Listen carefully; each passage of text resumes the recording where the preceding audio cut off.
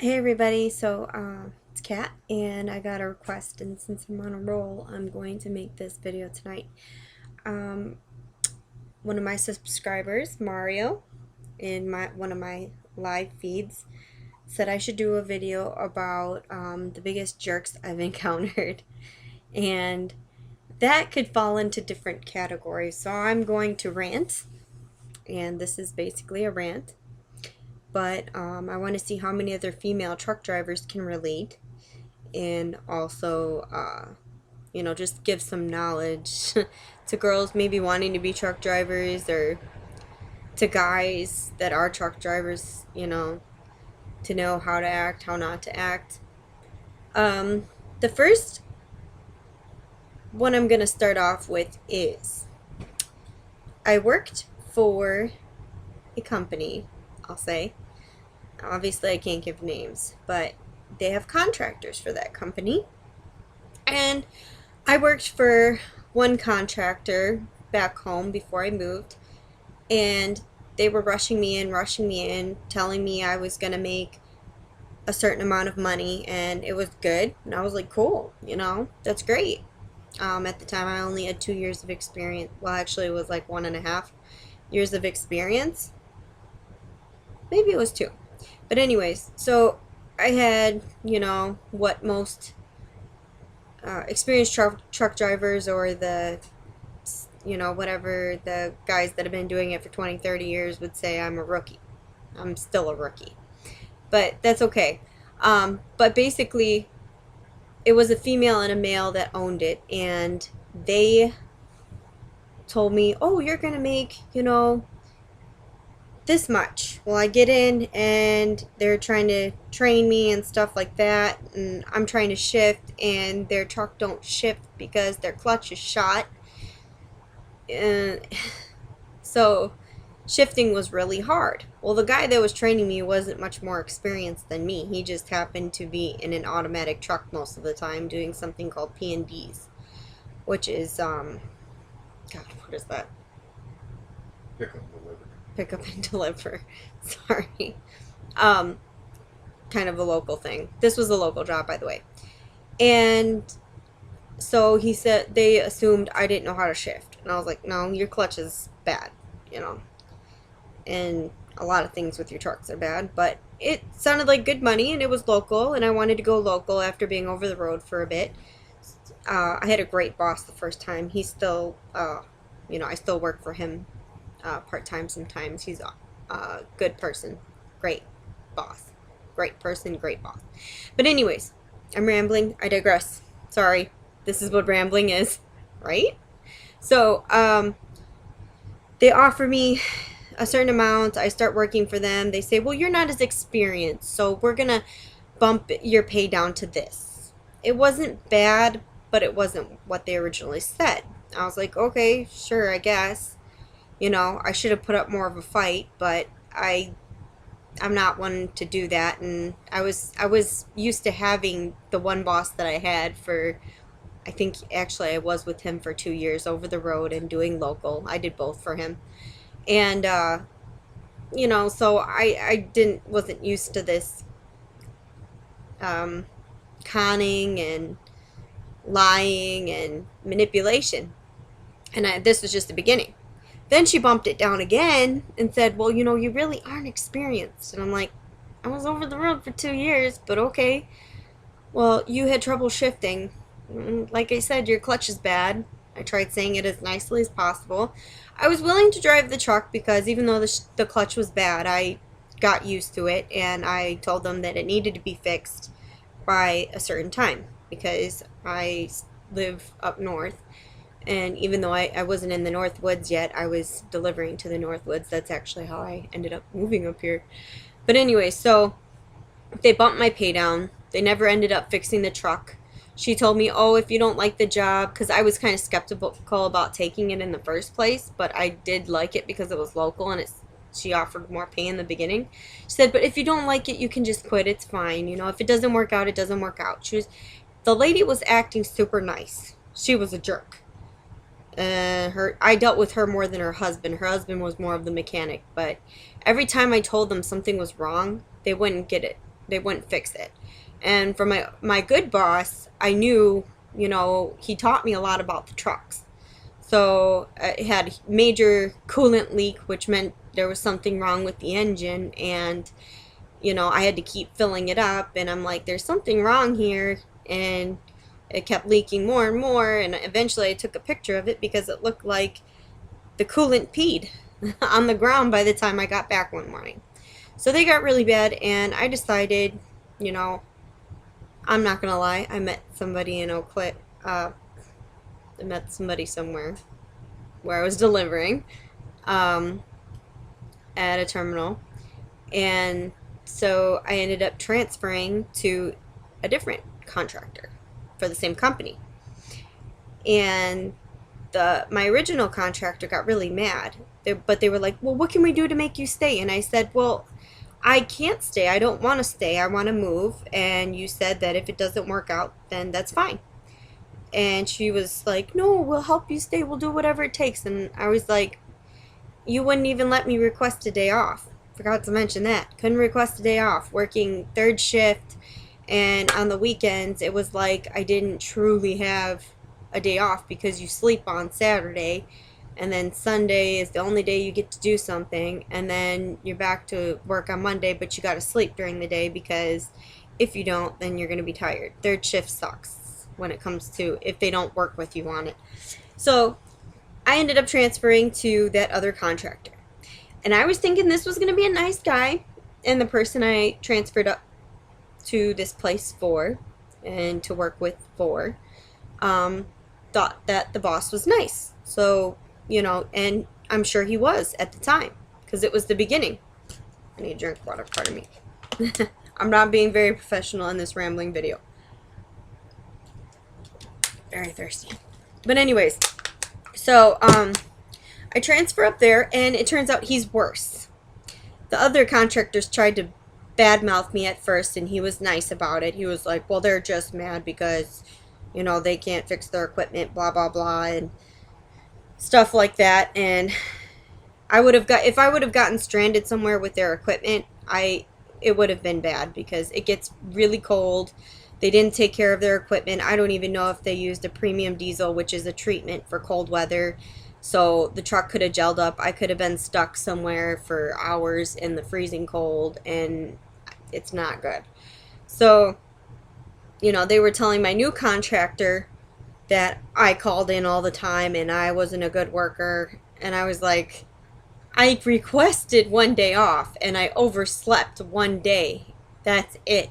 Like, really, that's nothing. That happens, especially when you're tired and you tell them. As a truck driver, legally, you're allowed to tell them you're too tired to drive and you're not supposed to drive, from my understanding. And they didn't care.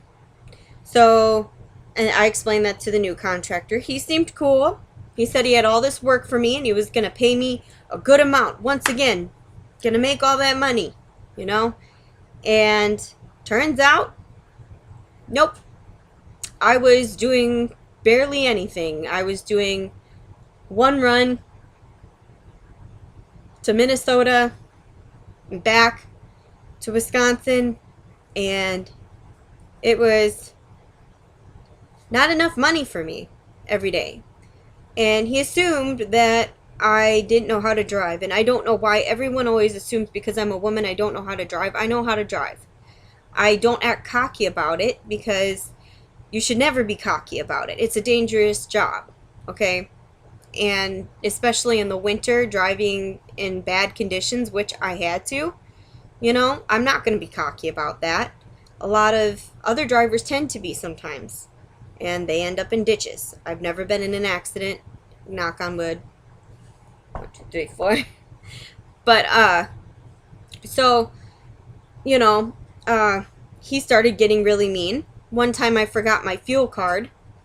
He never kept it in a special sack like a lot of places do, so you're carrying around this big thing to pay for it. And, you know, I put the card in my pocket. I didn't want to lose it. And I had to go to the bathroom, go pee, you know, and then I, you know, paid for my fuel, and I forgot to take the card out of my pocket. And I went home that night, and that was supposed to be my truck. I wasn't switch seating with anybody else, jump seating, whatever you call it. And I figured, well, nobody's going to use my truck anyways. The one day that I end up bringing the card home is the day that someone else's truck broke down and they needed to use my truck. Well, so it turns out that the guy calls me, I just fueled, and where's the card? Oh, I'm so sorry, I forgot it. Dang it, I didn't know anybody was going to be using my truck. No one gave me a heads up, and I completely forgot. I got a lot on my mind, we all do. So he's like, well, now I'm stuck, blah, blah, blah. So then the boss calls me back. How dare you steal my fuel card? How dare you? Screaming at me. And I'm like, dude, it was an accident. I didn't know anybody was going to be using my truck. I know it was bad. I didn't mean it. This is, I don't usually do this. Nobody's ever forgotten to bring back their fuel card, forgot to put the fuel card back in the truck before. How could you do that? This is ridiculous. And you're costing me time and money, and you've caused me a lot of problems. You need to get that card back to me now. And I said, sir, I have to drive 40 minutes to work to drive. But I said, there's no way. And I said, I know there's another way that you can pay for it. I understand what I did was wrong, but I didn't realize this would happen and mistakes happen. But he just kept screaming at me, literally screaming.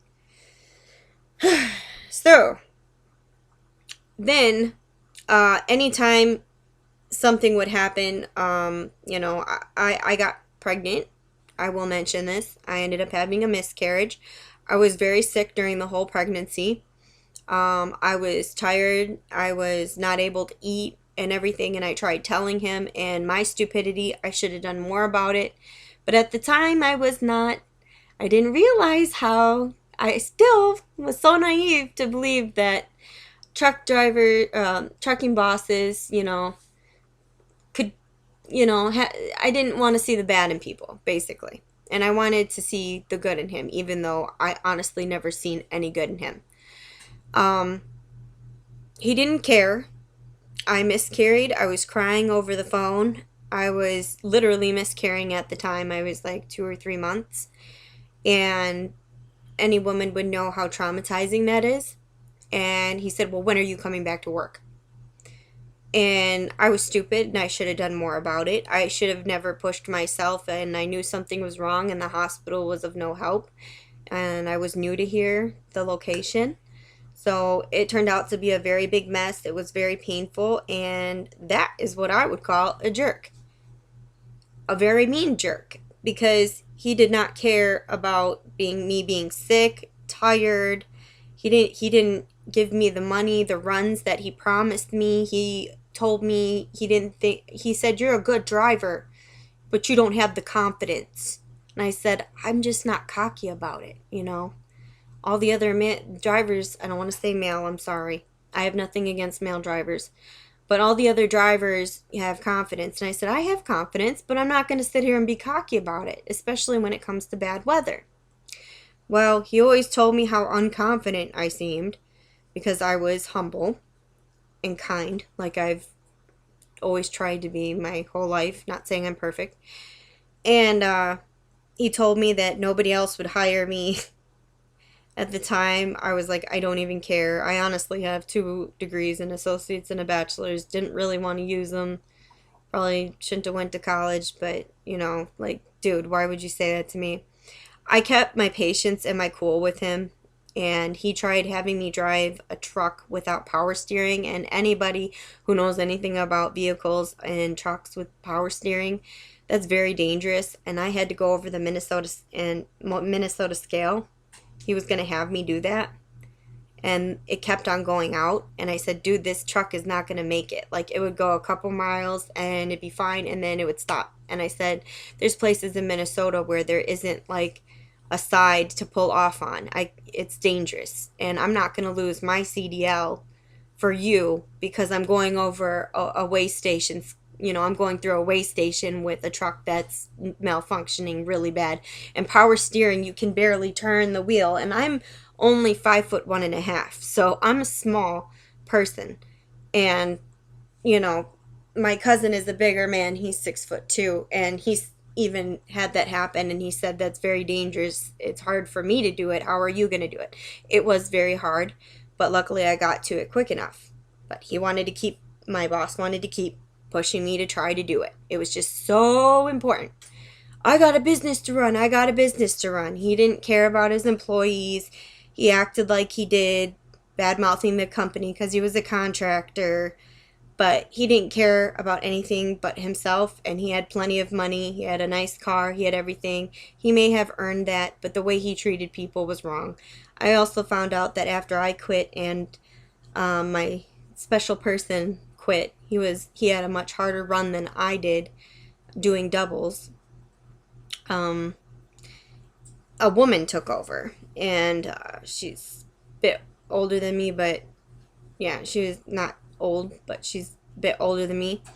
And she was having a hard time with it. She hurt her hip and went back to work. And then she told him, I'm too tired. And he didn't care. He said, well, you need to get it done. Well, just like me, she didn't do what she should have done and called the DOT and said, hey, I'm too tired. This run is ridiculous. He's being hard on me, trying to make me run, and I can't do it. He could have given her another day off. He could have given her a break. He has a CDL. He just didn't want to do it. I got a business to run, but I don't want to run. I don't want to do it. Okay, dude, you earned your stuff, but you still have to have a backup plan. Duh. So, she ended up passing out in the parking lot, and the poor girl, the other people were like, oh, she's unconscious. She really didn't. She fell asleep, which is not any better. I'm not saying she should have done that, but she lost her CDL. So he basically ruined her life. I mean, she should have done something different about it, but everybody wants to please their boss. Everybody needs money, and everybody wants to do a good job. But he basically ruined her life. He didn't listen to her, and that's not the only people that he's destroyed. So with trucking, I've had bad experiences with bosses and lying. There's a lot of lying. Companies will try to get you in, promise you home time, but home time is something they can trick you with. Promise you miles, they can trick you with that. Promise you all kinds of things. They could promise you the world, and you're not going to see it once you start working for them. Dispatch can be very mean. Other jerks that I've encountered. Let's see.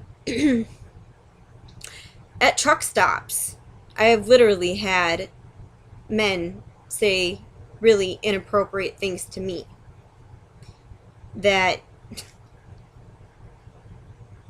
sometimes I don't even like getting out of the truck because I'm a target right away. It's, and I don't think highly of myself. I'm not trying to think I'm like the best person in the whole world.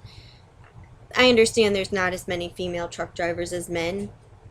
But I'm trying to think of, there's just so many. I had a guy sitting there, he wouldn't leave me alone, talking about his wife and how great their marriage was and how much money his wife made as a nurse and how he was so happy with his company and I should go work for that company and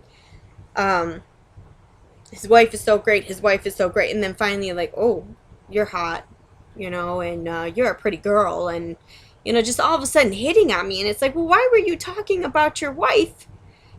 And what would your wife think? If I was your wife, I'd come back and slap you. What are you doing this for? And then, I finally sneak away from the guy. And I see him doing it to another couple, team drivers, a woman and a man. He's flirting with the man's wife, girlfriend, friend, whoever, right in front of the dude. And I'm like, wow, this is the common pattern, obviously. That's a jerk right there. Like, a lot of one-uppers, they always assume you don't know what you're doing. Some guys will do it to be chivalrous, chivalry, like they'll try to help you out of chivalry. Other guys do it because they want to one-up you. They'll tell you you're doing something wrong when you know you're doing it right. They will talk down to you like you're stupid. Oh, that's not how you grease your fifth wheel. I know how to grease a fifth wheel, dude. Like, I've never been in an accident. I've never been, knock on wood, had any bad DOT, really. Wait, 1, 2, 3, 4. I don't want to jinx it. So, those kind of things can be very offensive, especially when, and sometimes it's hard to walk around with confidence when guys are just looking at you like, is she a driver or is she with somebody? Or lot lizards are usually not the best, and I pray for them. I don't mean any harm, but I would hope they don't confuse me with a lot lizard. But sometimes you just feeling so insecure. I have had a guy walk past me at a rest area, and he just said under his breath, "How much?" And I was like, huh? And I turned around and he kept walking. I'm like, he just asked me how much. And then it hit me. I'm like, he was trying to figure out if I'm a prostitute. I was really offended. Like, I'm sorry, but I would not sleep with some nasty other truck driver. I mean, there are good looking truck drivers out there, and I like a truck driver, obviously. I do. But why would I? Why? And then you got just, you walk, first time at my local job with the contractor, I walk into the dispatch and all the guys just stop. They were all talking, and it's a small dispatch room. They were all talking, they stop, leave the room, and that made me feel really awkward, And then one of them stared at me and asked me if I was alone, and I was like, what the hell? Am I alone? But we ended up being friends because I was like, you know what, you're the only person that talks, and he was nervous, so still weird, but whatever. But I guess I don't really have any specific jerk stories. There's just a lot of jerks out there. The biggest jerks that I've found that I can't deal with is the companies that promise you things and don't deliver, that don't care about your well-being. Being over the road is hard. It's your life, and you're stuck in a truck. Depending on the company, you can get out, you can walk around, you can go out to eat, you can go to the gym. Planet Fitness is a great gym. I'm not endorsed by them, but if they ever wanted to, by all means, Planet Fitness, I use you guys. They're easy to get into a lot of the times, easy to look up. If you do a really similar route all the time, they're easy to find. A lot of times you can park in their parking lot most of the time. So I love Planet Fitness. But it's not easy being a truck driver. It's not the worst. It's got its perks, but you deal with the worst of people in traffic. People get so angry and frustrated, and people don't drive safe. People are always texting. You look down and they're just texting, and they blame truck drivers for so many accidents, and really it's everybody. I mean, there's truck drivers that text, but there's also a lot of cars that just, you look down and they're texting, and it scares you because that's what causes accidents. I mean, if anything, just get a headset and talk on the phone, or pull over and text if it's really that important.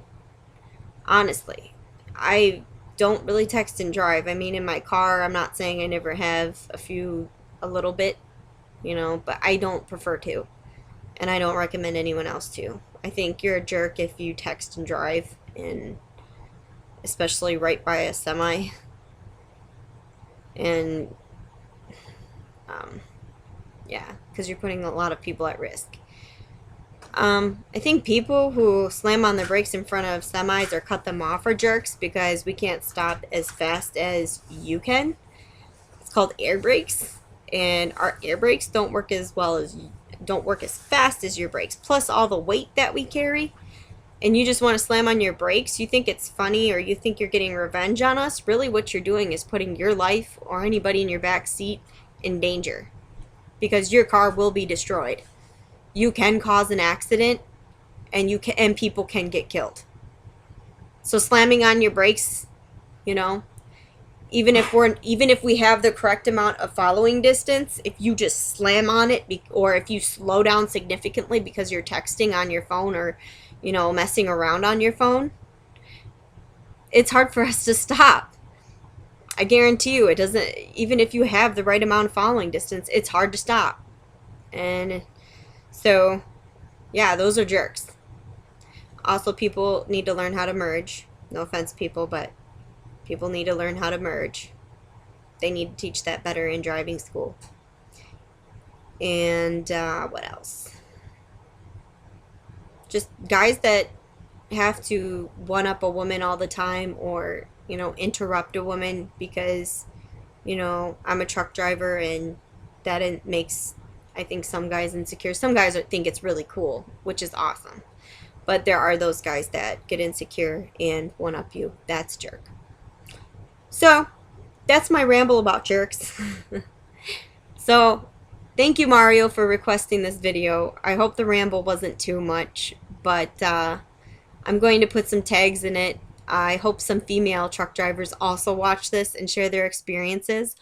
Also, if you're a male truck driver or whoever you are, if you're one of my subscribers, feel free to, comment about any jerks that you've encountered. Male truck drivers too. I mean, I know your pain. I see what y'all go through. So we all do.